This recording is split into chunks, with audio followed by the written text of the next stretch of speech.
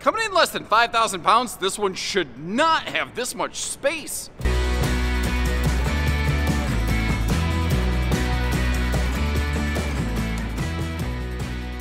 Hey everybody, Josh RV Nerd with Bish's RV, getting you some updated footage of the 19 MRK. I think I was the first one to break video on this last year in the 23 season. Here in the 24 season, there's been some nice sharp updates on it. First of all, full facelift inside and out. They took their two decors and kind of homogenized them. They had vintage, they had farmhouse, and now they have vintage farmhouse. But it's light, it's bright, it's open and airy, and with this one having a big, deep slide, capable of having either a dinette, a hide-a-bed, or a theater seat, plus you have the Murphy sofa with the little Dinova action going on there, this little thing feels huge, and the kitchen space in this is just way bigger and better than it should be. Now, there's certainly plenty of manufacturers who are building layouts like this. I can think of at least half a dozen, and I'll leave you links for those in the video description. I'd love it if you watch this video and then check out one or two of those and let me know which one you would go with and why. So maybe what separates Jayfeather? Well, how about double Azdel walls? So Azdel on the inside and outside. We have Goodyear Endurance radials, TPMS, now factory standard solar going on in here, which I think a lot of people are going to like, and a host of other things like a pretty respectable 55-gallon fresh tank, which on a little camper like this is not too shabby. The bathroom's a little tight, and maybe you're not a big Murphy bed fan. Like, I could see this RV not necessarily working for everybody, and pointing out things like that, giving you good with bad, is what I want to do here in this video today to help you find out if this one might or might not be the right one for you. The belly is enclosed and heated. You've got 20-pound propane tanks for an easy Sunday changeover, anything like that. And, man, I don't even know where else to go with this. I think I've talked enough. If you like how we're going to show you the good with the bad, hit that subscribe button, follow along with us, and as we step inside as we go through the video, let me know what you like. What is the number one thing you like? And what is the one thing you would change given the opportunity? There's just so many big features this one does super well in a small camper. Like, you don't see one giant window over on the campsite, but you've got 4 windows that you can see from either the bed or the sofa or dinette seating or what you choose to option this into. The TV can pivot around for some easy viewing, albeit a little high. Although, the RV is only 6.5 foot tall, so it's not up super high, but that also means a little bit less headroom in the shower, so it's kind of a push-pull sort of thing. The upper cabinets are a decent chunk away from the kitchen counter space, so I like how they're giving us some pop-up power towers in some key areas. And I'm going to give you the Top Gun Maverick flyby version. We're going to fly right into the danger zone in the kitchen counter space on this one. It is just crazy, the total counter space this has. Now, I've always felt that back corner would work really nicely for appliances. You know, coffee maker, air fryer, something like that. What would you put back in this corner? I'm kind of curious. Or would you, I don't know, something else? Maybe I haven't thought of all the things. Very, very possible. Now, the flooring, it is ventless and carpetless throughout the RV, so very easy to keep the RV clean. Now, you do have a vent right there by the floor, but technically the opening of the vent's about 1 inch up off the floor. And look at this nice toe kick. This is one of the best executed kitchens I've seen from any of the builders who makes this floor plan. And I think one of the things I like about it, they didn't taper the kitchen countertop back as you approach the entry door. They didn't, like, you know, try to bury an outside camp kitchen into it. It's just maximum countertop, maximum prep space. And I've yet to see anyone ever, in all of my nearly about 15 years now of doing this, I've yet to have a single person tell me, you know, I want to get rid of my camper because it has too much countertop and too much storage. Well, I don't think I ever will. Not someone who's being serious, of course. Household and USB outlets down there to the bottom left beside the seat. You're going to want to probably get like a USB extension cord for those. Although, you do have kind of a nice little thing over here. Now, we're looking at the theater seating today. Hide-a-bed, and I believe even dinette are all swaptionally available, all with the same cross breeze windows right there. That's actually, a lot of people don't know this, that's the original version of that song, Jukebox Hero. It actually goes cross breeze windows, fresh air from outside. That may or may not be true, I don't know. What is true, actually, is the song Yesterdays. The original working words for that song was scrambled eggs. Paul McCartney loved that melody, but the only thing he could think that went to would be scrambled eggs. And he just couldn't think of something. And then the moment a door closed on a flight, he realized it could be yesterday's. So he grabbed a napkin, like he had to wait till they landed, and then he ran straight to some airport bar, grabbed a napkin, and started writing down the lyrics to yesterday's.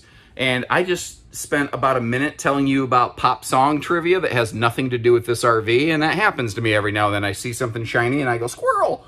But neither here nor there. Let me grab a seat over here at the theater seat. So from the driver's seat, this is what you're looking at. Now, again, they condensed the two decors from last year. There used to be, what was it? Vintage washed gray and modern farmhouse. And now it's just vintage farmhouse. But overall, I like it.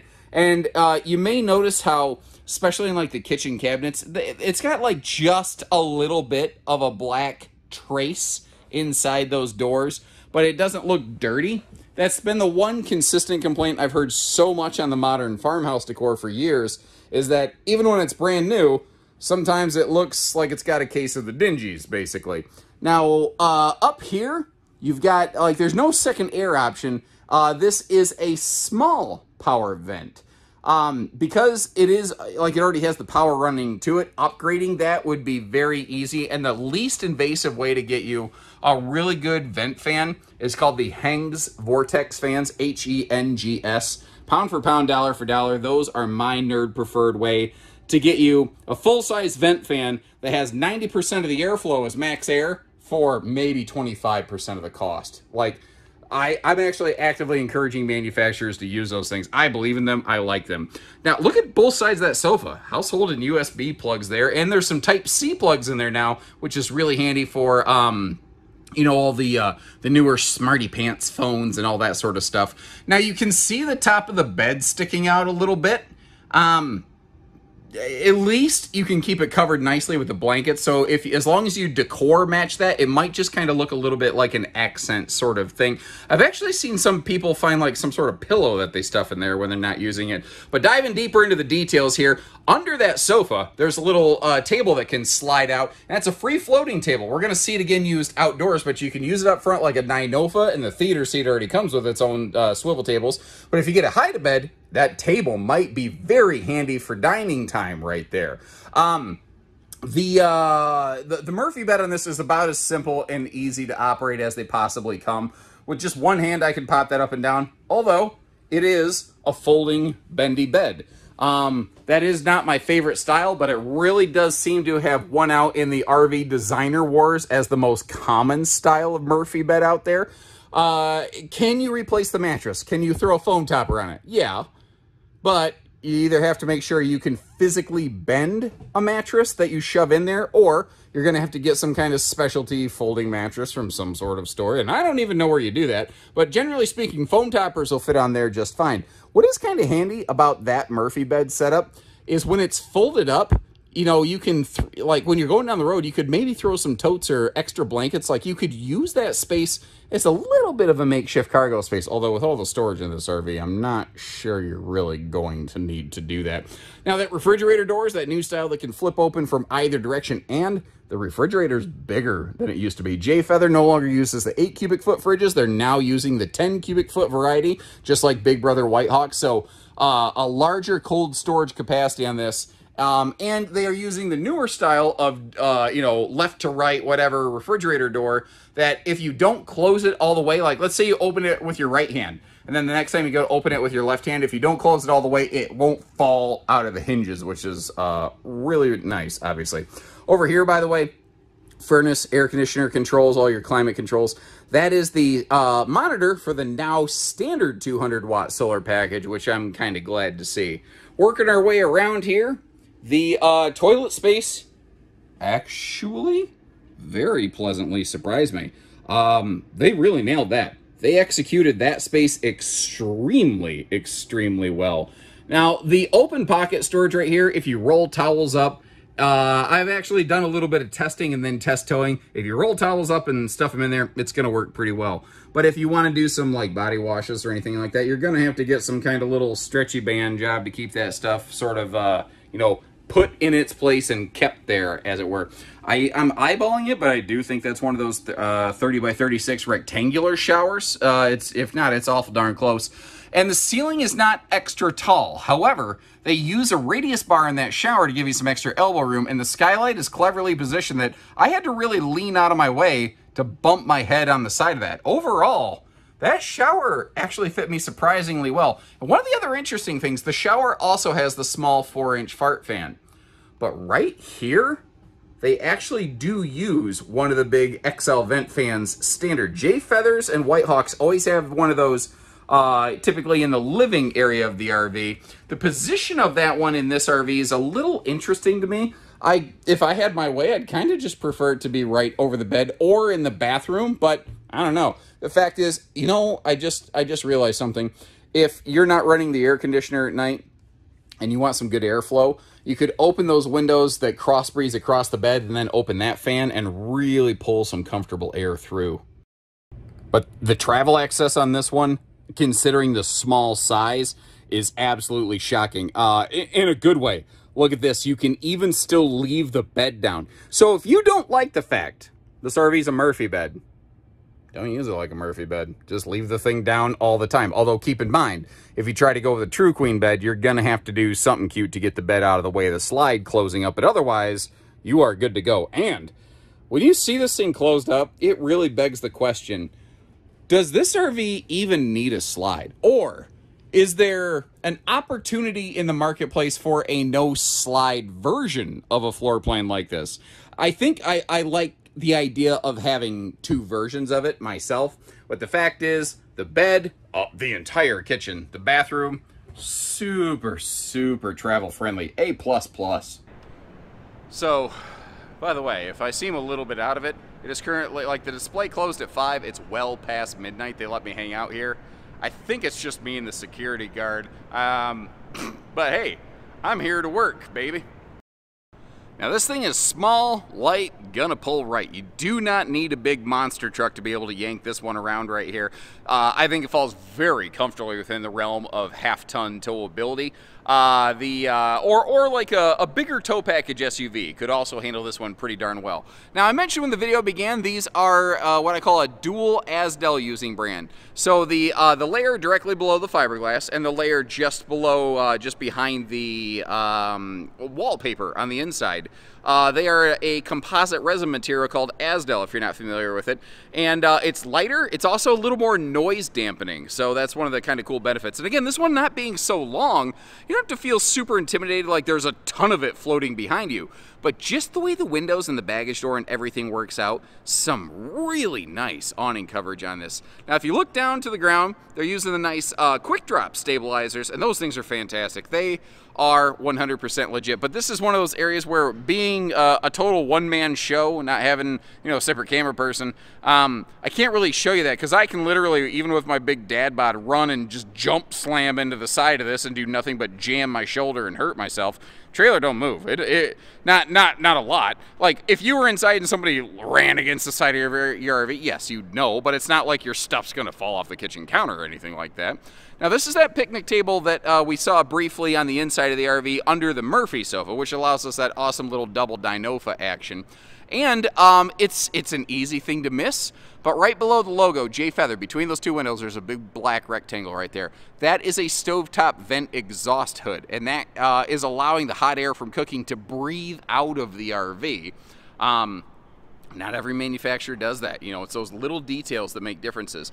Now, in the back here, you see a little bracket, and I realized I haven't shown you the front pass-through. I'm going to have to see if I can remember to circle back and check that out. That bracket is for a little bumper-mounted grill kind of situation. Now, the J-Smart lighting is not returning to all members of the Jayco family. It looks like the Feathers are some of those that are not getting it, but you are at least retaining the backup lighting right there. I'm not happy to see the J-Smart lighting go away. In case you weren't aware, it's turn signal lighting where there's extra lights that would blink along with your, say, your left-hand turn signal now that we're looking at it. But on a shorter RV like this, God bless it, it does feel less critical. To me, anyway. I don't know. This is a single sewer outlet, not that you can really see that with all the shadows, but there is only one sewer outlet on this one. Full hot cold outside utility shower, black tank flush, and keep in mind, even with tinted windows, if it's a little darker outside and you're all lit up inside, people can still see all up in your business and they can watch TV with you. So make sure it's appropriate. Or at least close those blackout roller shades, you know. Now we are all prepped and ready for a full observation camera suite, both side and rear view cameras, which is awesome. And the underbelly of this, it is enclosed and forced air heated to give you that awesome kind of extended season comfort. And hey, I remembered. I know it wasn't that long ago, but it's late and I'm tired. I'm kind of surprised I remembered. Battery disconnect switch is nice. It's kind of around the corner, a little bit away from the shifting cargo kind of stuff. And you see those white stickers right above it. That's telling you where the inverter prep is located on this RV. Jayfeathers have a very basic level of inverter prep, but you can hotwire a couple of the household outlets to work just off battery power. The way I phrased that was weird. It sounded like you could jury rig the RV with an inverter. You could wire an inverter to the RV with the inverter prep. Now that box and the table and the arm and everything right there, that is the hardware for that bumper mounted griddle situation. So you do have the ability to have a little bit of an outside cookerator. Now there's other builders who make a layout like this. Some have some kind of outside camp kitchen, some don't. Jayfeather is smaller and they opted for maximum interior storage. Which way would you rather they go? I'd love to hear from you what you think about that or anything else that we've shared today, where they nailed it, where they failed it. And I'll also leave you links in the video description, a lot of them, to check for pricing, availability, and a whole bunch of other RVs that make this floor plan that I've already recorded that you could check out. If you want to seek something similar, you can see it right there. And until next time, take care, stay safe, have fun, and happy camping, everyone.